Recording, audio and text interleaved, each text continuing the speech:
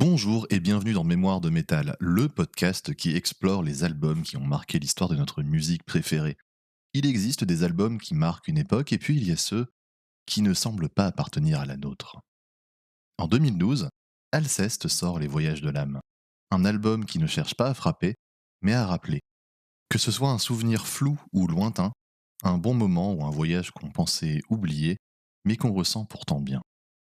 Derrière Alceste, il y a Neige, un musicien issu du black metal, mais qui très tôt regarde ailleurs. Depuis l'enfance, il évoque des visions, un monde lumineux, paisible, harmonieux, un monde qu'il n'a jamais cessé de poursuivre. Mais Alceste, à partir d'un certain temps, ce n'est plus un projet solo, c'est une rencontre. À partir de l'album Écailles de lune, un événement devient incontournable, l'arrivée de Winterhalter. Son jeu transforme Alceste. Là où Neige apporte texture, mélodie et contexte, Winterhalter apporte la fluidité. Sa batterie n'est pas seulement rythmique, elle respire. Des blasts hérités du black, des transitions et une finesse presque organique, il ne pousse pas la musique, il la porte. Et sur l'album qui nous intéresse aujourd'hui, cette alchimie atteint un équilibre rare. Après Écailles de lune, un besoin clair se fait ressentir, celui d'aller vers plus de clarté, moins de contrastes violents, moins d'opposition entre ombre et lumière. Non, cette fois, il faut de la lumière seulement. Les compositions des Voyages de l'âme sont pensées comme des fragments de vision. On ne compose pas une chanson, mais plutôt la retranscription d'états et d'émotions. Chaque morceau évoque une sensation précise, liée à des souvenirs d'enfance et à ce monde autre que Neige décrit régulièrement en interview, en plus de chercher à produire une musique chaleureuse à l'opposé des standards du black metal. Pour donner vie à cet album, Alceste s'appuie sur une méthode déjà bien installée, une création éclatée mais cohérente.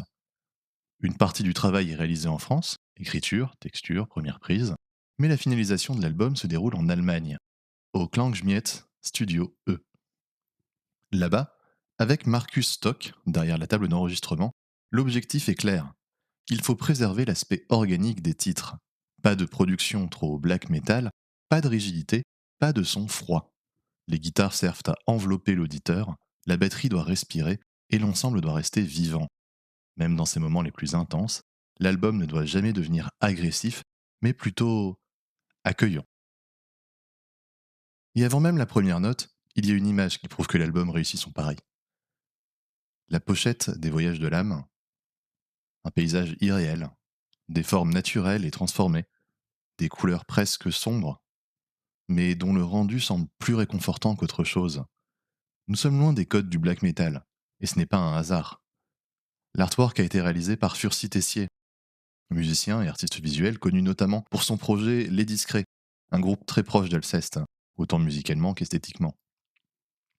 L'image ne cherche pas à illustrer l'album, mais à en faire partie, un prolongement de la musique qui, comme dans la composition du groupe, évoque la nature, le rêve et les mondes parallèles. Ce n'est pas un lieu réel, mais plus on le regarde, plus il nous semble familier. Comment ne pas parler d'autre temps? L'entrée en matière presque trompeuse de l'album. Simple, claire, on sent que la mélodie devient le cœur des compositions dès le début, que l'émotion sera de la partie. Le morceau n'est autre chose qu'une porte vers cette traversée dont on ne saurait expliquer l'origine ni la destination. Avec Là où naissent les couleurs nouvelles, la musique devient un espace. On ne suit plus un morceau, on circule à travers lui. Les dynamiques sont soutenues par Winterhalter de façon essentielle, donnant au morceau des temps calmes et des évolutions presque naturelles. Je vais sortir aussi de la tradition des morceaux les plus emblématiques pour parler de mon coup de cœur de l'album, avec Faiseur de monde. Le cœur du disque, le point où les idées et mélodies du disque convergent, renouant avec l'aspect plus cru du black dans ses premières minutes, pour arriver sur une explosion d'émotions dans sa deuxième partie. Le morceau est certes moins immédiat, mais il avance tel un rituel, avec un message dès le titre. Les mondes visités à travers les voyages de l'âme ne sont pas seulement vus, ils sont recréés. Avens serait pour moi le morceau le plus en retrait de l'album.